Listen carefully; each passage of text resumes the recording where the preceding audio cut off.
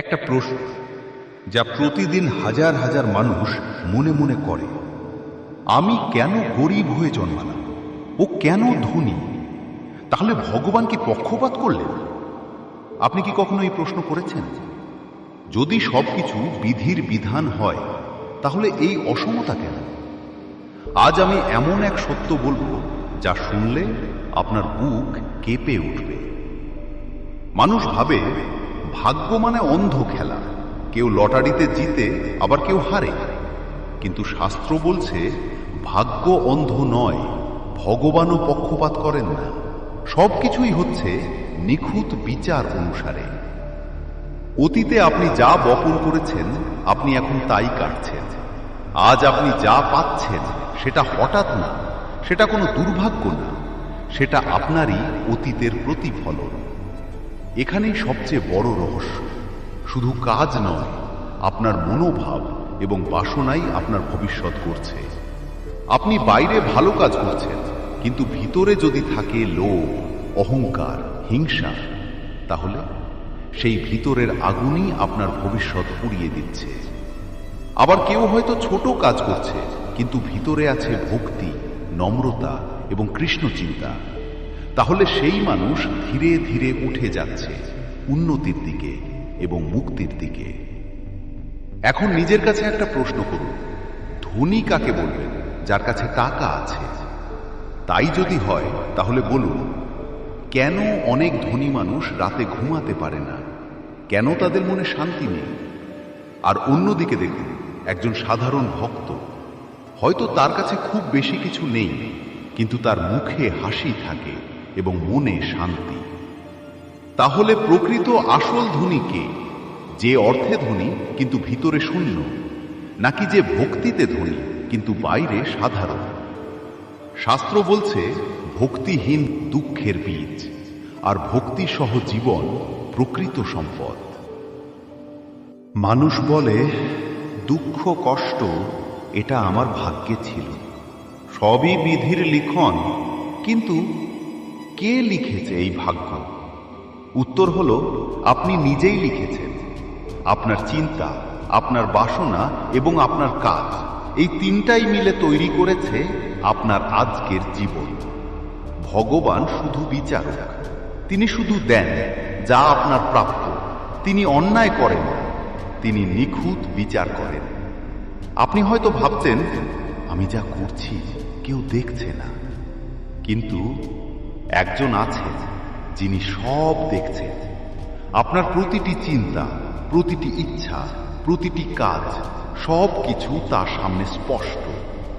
আপনার চোখ সীমিত, আপনার বিচার সীমিত, কিন্তু তার দৃষ্টি অসীম। তাই আপনি বুঝতে না পারলেও আপনি যা পাচ্ছেন তা সম্পূর্ণ ন্যায্য। একবার নিজের জীবনের দিকে তাকান। আপনি আজ যেখানে আছেন এটা কি সত্যিই অন্যায়, নাকি এটা আপনারই তৈরি করা পথ? যদি আজ আপনি কষ্টে থাকেন, তাহলে দোষারোপ করা বন্ধ করুন। ভাগ্যকে দোষ দেবেন না, অন্যকে দোষ দেবেন না। একবার নিজের অন্তরে তাকান, কারণ পরিবর্তনের আসল চাবি আপনার নিজের হাতেই আছে। আজই একটি দৃঢ় সিদ্ধান্ত নিন, আমি আমার ভবিষ্যৎ নতুন করে লিখব। তাই আজ থেকেই নিজের মনকে ভগবানের দিকে নিবেদিত করুন। নিজেকে যুক্ত করুন ভক্তির পথে। কৃষ্ণ নাম জপ করুন, ভক্তিময় জীবন যাপন করুন এবং শাস্ত্র কথা শ্রবণ করুন। দেখবেন ধীরে ধীরে আপনার অন্তর শান্ত হবে, আপনার ভাগ্য পরিবর্তন হতে শুরু করবে, আপনার জীবন আলোর পথে এগিয়ে যাবে। আর একদিন আপনি শুধু ধনীই হবেন না, আপনি হয়ে উঠবেন প্রকৃত অর্থে আত্মিকভাবে সমৃদ্ধ একজন মানুষ। আপনি কি কখনো ভেবেছেন আমি আগের জন্মে কে ছিলাম? আমি কি শুধু এই এক জন্মের মানুষ, নাকি আমি বহু জন্ম ধরে জন্ম মৃত্যু চক্রে ঘুরে বেড়াচ্ছি? যদি সত্যিই পূর্বজন্ম থাকে, তাহলে একটা প্রশ্ন দাঁড়ায়, শ্রীকৃষ্ণ কেন আমাদের সেই সব স্মৃতি মুছে দিয়েছেন? তিনি কি চান না আমরা সত্যটা জানি, নাকি এর পিছনে লুকিয়ে আছে এক অসীম করুণা? আজ আপনি এমন এক সত্য জানবেন যা শুনলে আপনার হৃদয় কেঁপে উঠবে। আর হয়তো চোখে জল চলে আসবে। মানুষ ভাবে আমি কিছুই মনে করতে পারি না, তাহলে এটা অন্যায়। কিন্তু এটা অন্যায় নয়, এটা ভগবানের অসীম দয়া। একবার কল্পনা করুন, আপনি যদি মনে করতে পারেন আপনার আগের জন্মে আপনার প্রিয় মানুষ আপনাকে ছেড়ে চলে গেছে, আপনি অপমানিত হয়েছেন, আপনি কষ্টে মারা গেছেন, আর শুধু এক জন্ম না, শত শত জন্মের দুঃখ, তাহলে আপনি কি বাঁচতে পারবেন? আপনি কি হাসতে পারবেন? আপনি কি নতুন করে কাউকে ভালোবাসতে পারবেন? না, আপনি ভেঙে পড়বেন এবং আপনি পাগল হয়ে যাবেন। তাই কৃষ্ণ আপনাকে ভুলিয়ে দিয়েছেন, শাস্তি দিতে নয়, বরং বাঁচাতে। ভগবান আপনাকে একটা নতুন জীবন দিয়েছেন, যেখানে অতীতের কোনো বোঝা নেই, যেখানে নতুন করে শুরু করার সুযোগ আছে। একটু ভেবে দেখুন, আপনি একটা ভারী বোঝা নিয়ে হাঁটছেন, হাঁটতে পারছেন না, হাঁটতে খুব কষ্ট হচ্ছে আপনার। হঠাৎ কেউ এসে বলল, সব ফেলে দাও, আবার নতুন করে শুরু করো। সেই ব্যক্তি কে? তিনি শ্রীকৃষ্ণ। তিনি আপনার অতীত মুছে দিয়েছেন, যাতে আপনি আবার উঠে দাঁড়াতে পারেন। এখানে রয়েছে রহস্য। কেন আপনি এই ভিডিওটা দেখছেন? কেন আপনার মনে এই প্রশ্নটা জেগেছে? কেন কৃষ্ণ নামটা শুনলে আপনার ভিতরটা কেঁপে ওঠে? এটা কাকতালীয় না, এটা আপনার বহু জন্মের সুকৃতি। হয়তো কোনো জন্মে আপনি একবার কৃষ্ণ নাম জপ করেছিলেন, কোনো সাধু সেবা করেছিলেন এবং এক মুহূর্তের জন্য কৃষ্ণকে স্মরণ করেছিলেন। সেই ছোট্ট কাজটাই আজ আপনাকে এখানে এনে দাঁড় করিয়েছে। শাস্ত্র বলছে, একজন বৈষ্ণবের কৃপায় মানুষের ভাগ্য বদলে দেয়। আপনি হয়তো জানেন না কোন জন্মে আপনি কার কৃপা পেয়েছেন, কোন সাধুর আশীর্বাদ আপনার উপর আছে, কিন্তু সেই কৃপা আজও কাজ করছে। তাই আপনি সাধারণ নন, আপনি নির্বাচিত। আপনাকে আবার সুযোগ দেওয়া হয়েছে। আপনি হয়তো বলবেন, আমি তো কিছুই মনে করতে পারি না, কিন্তু আপনার অভ্যাস, আপনার টান, আপনার অনুভূতি, এগুলোই আপনার পূর্বজন্মের প্রমাণ। আপনার পূর্বজন্মের স্মৃতি নেই, কিন্তু ছাপ আছে। তাই কেউ ভক্তিতে এগিয়ে যায়, কেউ সংসারের মায়ায় ডুবে থাকে। একবার নিজের হৃদয়ে হাত রাখুন। আপনি কি বুঝতে পারছেন? আপনি শুধু এই জন্মের মানুষ নন, আপনি বহু জন্ম ধরে খুঁজছেন শান্তি, সুখ এবং ভালোবাসা। আর আজ আবার একটা সুযোগ এসেছে। কৃষ্ণ আপনাকে আবার ডাকছেন, বলছেন, তুমি অনেক ঘুরেছ, এবার ফিরে এসো।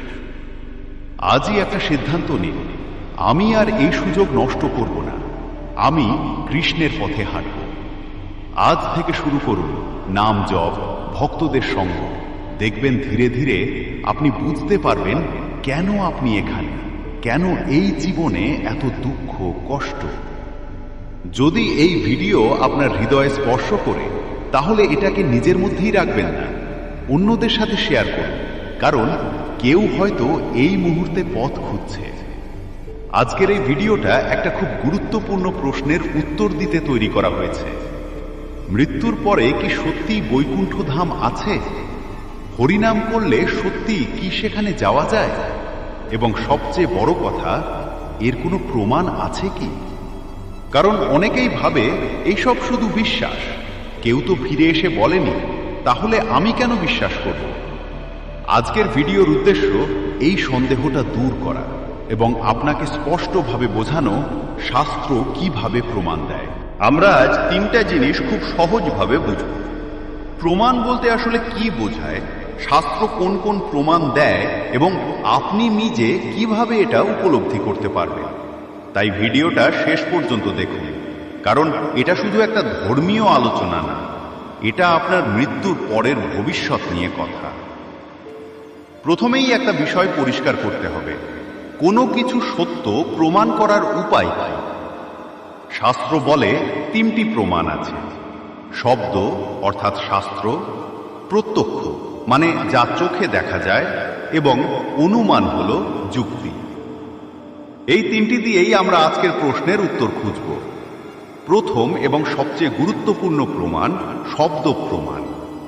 শ্রীমদ্ ভগবদ্গীতায় ভগবান শ্রীকৃষ্ণ বলেছেন, যে ব্যক্তি মৃত্যুকালে আমাকে স্মরণ করে সে আমার ধাম প্রাপ্ত হয়। এর মানে কি? মৃত্যুর সময় কৃষ্ণ স্মরণ করলে কৃষ্ণলোক প্রাপ্তি লাভ হয়। কৃষ্ণলোক মানে গোলক ধাম। এটা কোনো গল্প নয়, এটা সরাসরি ভগবানের বাণী। আবার ভাগবত পুরাণে বলা হয়েছে, বৈকুণ্ঠ ধামই হল চিরশান্তির স্থান। সেখানে জন্ম মৃত্যু নেই, দুঃখ নেই এবং ভয় নেই। যেখানে শুধু আনন্দ, শান্তি আর ভগবানের সেবা।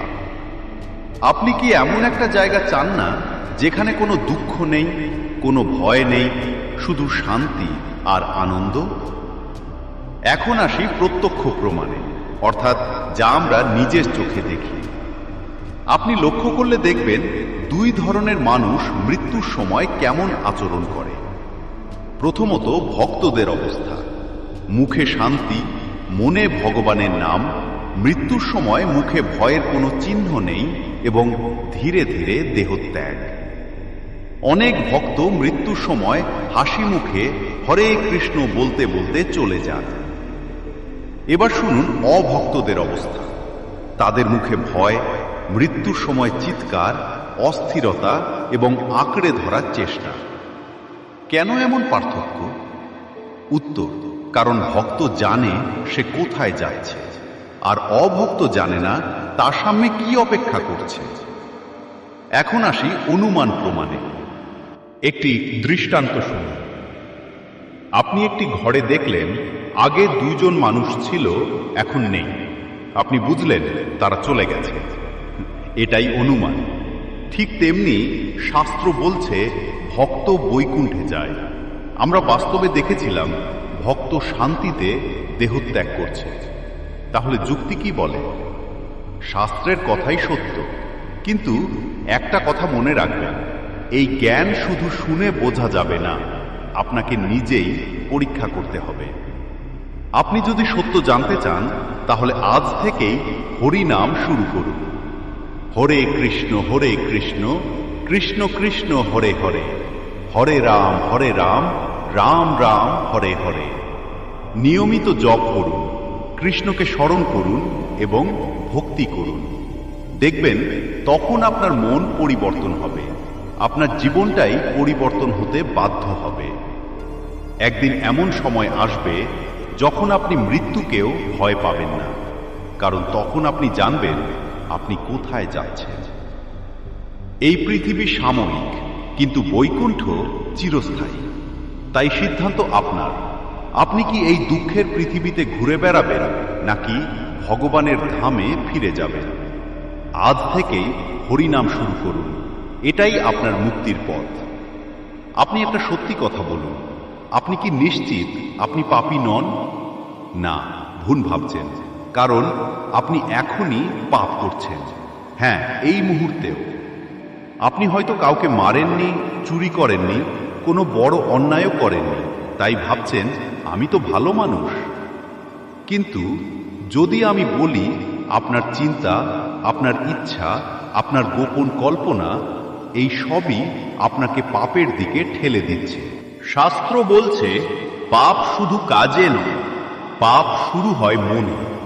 একটি ভুল চিন্তা, একটি লোভ, একটি কামনা ধীরে ধীরে আপনার অন্তরকে অন্ধকার করে দেয়, আর আপনি বুঝতেও পারেন না কখন আপনি পাপের জালে আটকে গেছেন। তাই আপনি অনেকবার ঠিক করেন আজ থেকে আমি বদলে যাব, কিন্তু পারেন না। কেন জানেন? কারণ পাপ শুধু বাইরে নয়, এটা আপনার ভিতরে বসে আছে।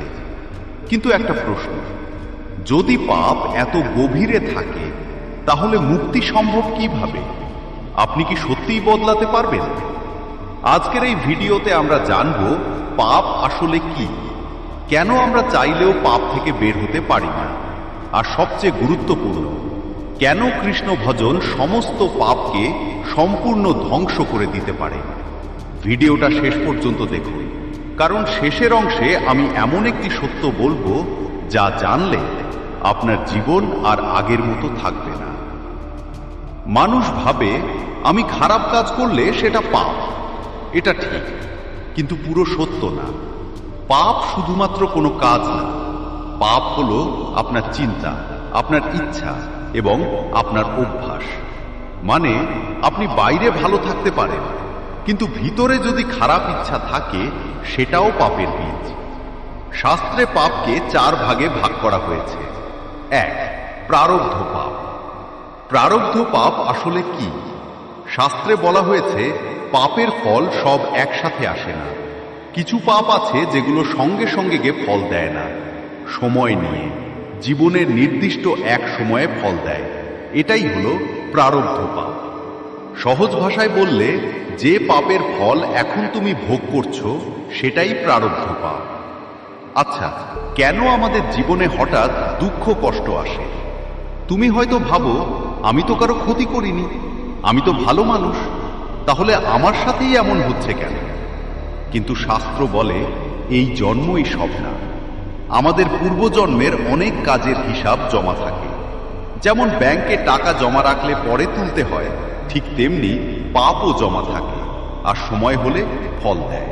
ধরুন, একজন মানুষ আজ খুব কষ্টে আছে, কাছে টাকা নেই, শরীরে রোগ, মানুষ তাকে অপমান করছে, তার মন সব সময় অশান্ত। সে ভাবে, আমি তো এখন খারাপ কিছুই করছি না। কিন্তু শাস্ত্র বলছে এগুলো হঠাৎ আসেনি, এগুলো পূর্বের কর্মের ফল। আচ্ছা, এটা কি শাস্তি? না, এটাকে শুধু শাস্তি ভাবলে ভুল হবে। এটা আসলে ফল, অর্থাৎ রিঅ্যাকশন। যেমন আপনি আগুনে হাত দিলে হাত পুড়বেই, বিষ খেলে শরীর খারাপ হবে, ঠিক তেমনি পাপ করলে তার প্রতিক্রিয়া হবে। প্রারব্ধ পাপ এমন একটা জিনিস, এটা এড়ানো যায় না সহজে। এটা শুরু হয়ে গেলে ভোগ করতেই হয়। এটা আমাদের বর্তমান জীবনের কষ্টের কারণ, কিন্তু এই কষ্টই আমাদের জাগিয়ে তোলে। আমরা পরিবর্তন হতে চাই এবং আমরা ভগবানের দিকে ফিরে যাই। তুমি যদি এই দৃষ্টিতে দেখো, আমি শাস্তি পাচ্ছি, এই ভাবনা না রেখে আমি আমার কাজের ফল পাচ্ছি এইভাবে ভাবো, তাহলে তোমার দৃষ্টিভঙ্গি পুরো বদলে যাবে। কারণ শাস্তি শব্দটা আমাদের ভিতরে অভিযোগ, কষ্ট আর অন্যকে দোষারোপ করার প্রবণতা বাড়ায়। আমরা ভাবি, কেন আমার সাথে এমন হলো? ঈশ্বর কেন আমাকে কষ্ট দিচ্ছেন? কিন্তু যখন তুমি বুঝতে শুরু করবে এটা আমার নিজের কাজেরই ফল, তখন তোমার মনে অভিযোগ ধীরে ধীরে কমে যাবে। তুমি অন্যকে দোষ না দিয়ে নিজের দিকে তাকাবে, নিজের ভুলগুলো চিনতে পারবে। এর ফলে কি হবে? প্রথমত, তোমার সহ্য করার শক্তি বাড়বে, কারণ তুমি জানবে এটা অন্যায় নয়, এটা একটি শিক্ষা। দ্বিতীয়ত, তোমার ভিতরে পরিবর্তনের ইচ্ছা জন্মাবে।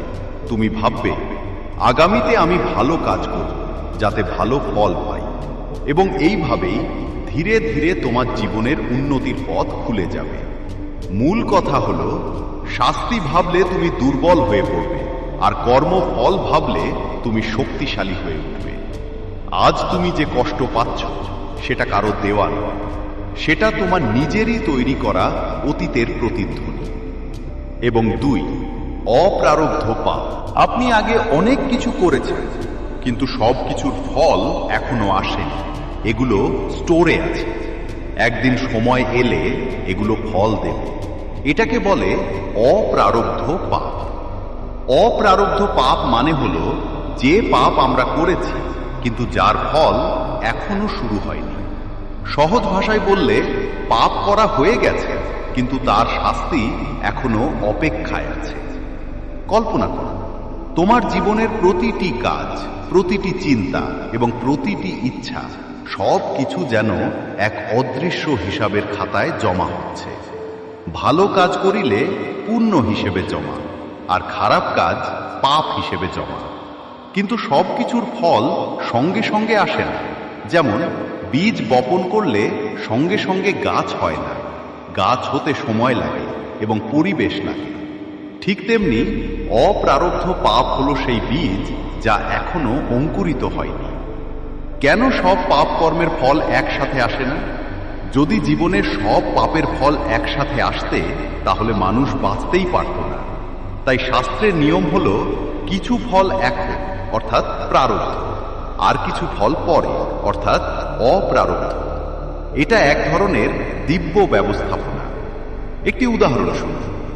ধরুন কেউ জীবনে অনেক অন্যায় করেছে, কারোর সাথে প্রতারণা, কাউকে কষ্ট দেওয়া এবং ভুল পথে টাকা উপার্জন। কিন্তু এখন সে সুখে আছে, তার কাছে টাকা আছে, সম্মান আছে এবং শরীর ভালো। তখন মানুষ ভাবে, দেখো খারাপ কাজ করেও কত ভালো আছে। কিন্তু শাস্ত্র বলছে না, সব শেষ হয়নি। তার অনেক পাপ এখনো অপ্রারব্ধ অবস্থায় আছে, সময় এলে ঠিকই ফল দেবে। অপ্রারব্ধ পাপের সবচেয়ে বড় বিপদ হলো এটা আমাদের ভুল ধারণা দেয়। আমরা ভাবি, আমি তো খারাপ কাজ করলাম, কই আমার তো কিছুই হলো না, তাহলে সমস্যা কোথায়? এই চিন্তাই মানুষকে আরো পাপের দিকে ঠেলে দেয়। অপ্রারব্ধ পাপ হলো নীরব, অদৃশ্য কিন্তু নিশ্চিত। এটা এমন একটা ঋণ যেটা তুমি এখন না দিলেও একদিন ঠিকই দিতে হবে। শাস্ত্র বলে ভগবানের নাম, ভক্তি এবং সত্যিকারের অনুতাপ এইগুলো অপ্রারব্ধ পাপকে আগেই নষ্ট করে দিতে পারে। অর্থাৎ ফল আসার আগেই তুমি নিজেকে বদলালে অনেক পাপের ফল এড়ানো যায়। যে পাপের ফল তুমি এখনো পাচ্ছ না সেই পাপই সবচেয়ে বিপজ্জনক, কারণ সেটা তোমাকে ভুল নিরাপত্তার মধ্যে রাখে। 3. কূট পাপ। এটা খুব সূক্ষ্ম। আপনি ভাবছেন আমি ঠিক আছি, কিন্তু আপনার ভিতরে অহংকার, হিংসা, গোপন খারাপ ভাবনা এগুলো জমছে, একদিন ফল দেবে। মানুষ ভাবে আমি তো ঠিক আছি। এটাই কূট পাপের প্রথম স্তর। মানুষ যখন বড় পাপ যেমন মিথ্যা, চুরি, অন্যায় থেকে দূরে থাকে তখন সে ভাবে আমি তো খারাপ কিছু করছি না। কিন্তু সমস্যা হলো বাহ্যিকভাবে ভালো থাকলেই ভেতরটা পরিষ্কার হয় না।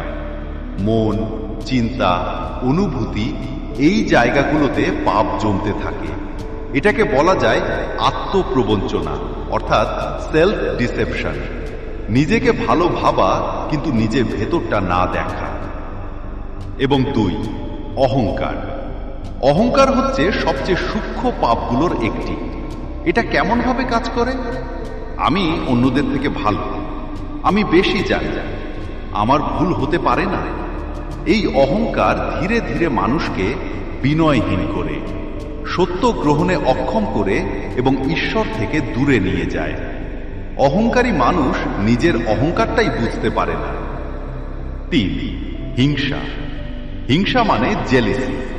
বাইরে থেকে দেখা যায় না, কিন্তু ভিতরে ভিতরে জ্বালিয়ে দেয়। এটা কিভাবে প্রকাশ পায়?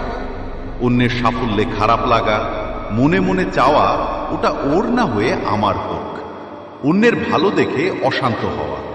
সমস্যা হলো এটা মুখে আসে না, কিন্তু মনকে বিষাক্ত করে। ফলে নিজের শান্তি নষ্ট হয় আর ধীরে ধীরে নেতিবাচক চিন্তা বাড়ে। 4. গোপন খারাপ ভাবনা অর্থাৎ অদৃশ্য বীজ। আমাদের মনের ভেতরে অনেক ভাবনা আসে, খারাপ ইচ্ছা, অন্যের ক্ষতি কামনা এবং অসৎ কল্পনা। এগুলো প্রথমে ছোট বীজের মতো, কিন্তু যদি তুমি এগুলোকে থামাও না, এগুলোকে গুরুত্ব না দাও, তাহলে কি হয়? ধীরে ধীরে ভাবনা, অভ্যাস, কাজ, চরিত্র অর্থাৎ একটা ছোট চিন্তা একদিন বাস্তব কাজ হয়ে দাঁড়ায়। কূট পাপ একদিনে বড় হয় না, বরং প্রতিদিন একটু একটু করে জমে তুমি বুঝতেও পারো না। এটা অনেকটা ব্যাংকের মতো। তুমি ছোট ছোট নেগেটিভ ডিপোজিট দিচ্ছ, একদিন সেটা বড় ঋণে পরিণত হয়।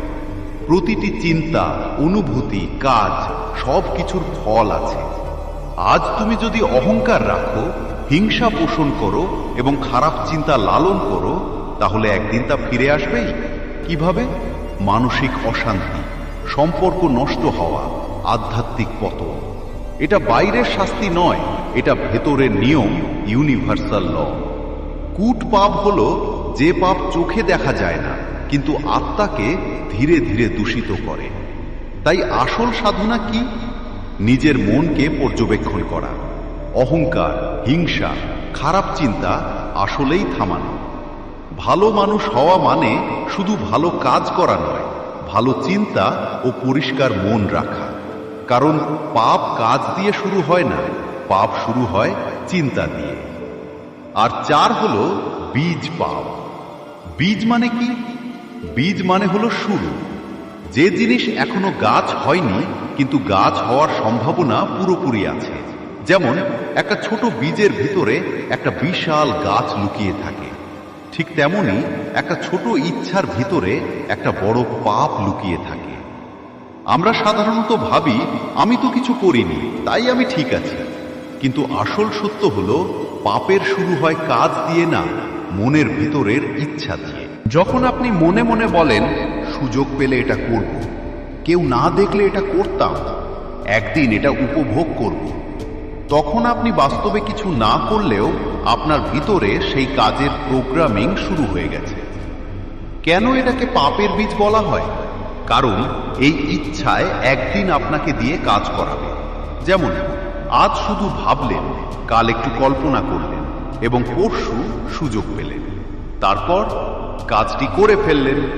মানে কাজটা হঠাৎ হয়নি, এটা আগে থেকেই ভিতরে বীজ হিসেবে ছিল। আচ্ছা, বীজ পাপ খুব বিপজ্জনক কেন? কারণ এটা ধরা যায় না।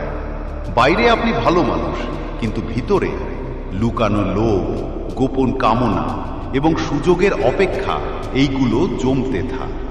এগুলোই এমতে থাকে, এগুলোই একসময় আপনার চরিত্রকে ভিতর থেকে বদলে দেয়।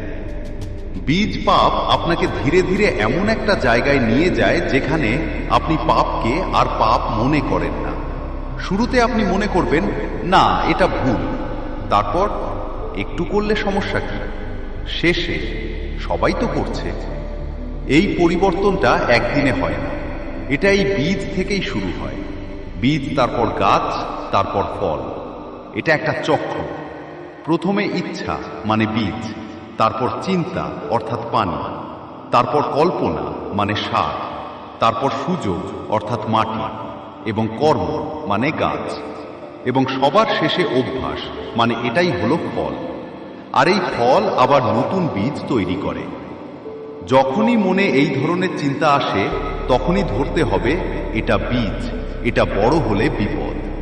নিজেকে বলুন আমি এটা করব না, এমনকি ভাবতেও দেব না।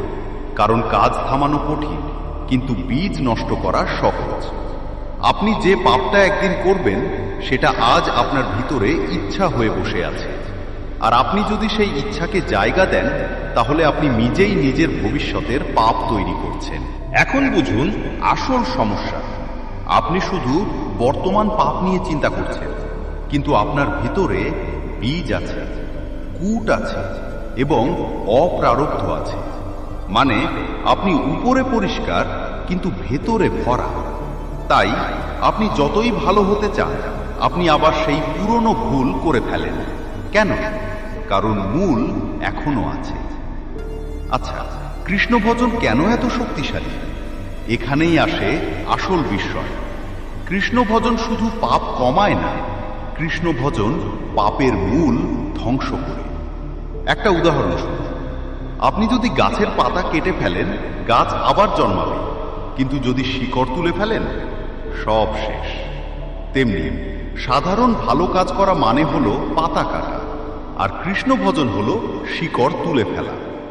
শাস্ত্রে বলা হয়েছে যে মানুষ ভগবানের ভক্তিতে থাকে তার প্রারব্ধ পাপ, অপ্রারব্ধ পাপ, কূট পাপ এবং বীজ পাপ সব ধীরে ধীরে নষ্ট হয়ে যায়।